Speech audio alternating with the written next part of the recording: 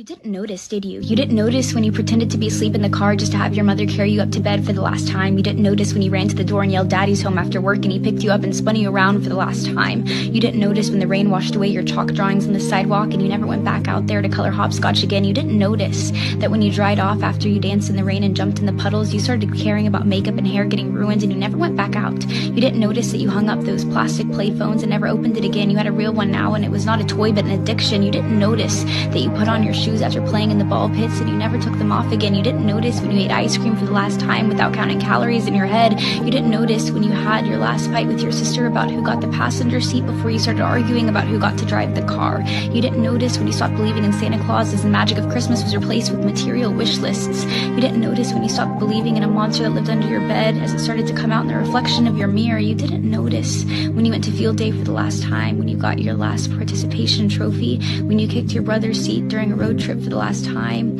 when you had your last play date with your Barbies, when you had your last Disney movie night with your family. You didn't notice that grandparents don't last forever. You didn't notice that your childhood cat wasn't eternal. You didn't notice your parents are growing up too. You didn't notice it, do you?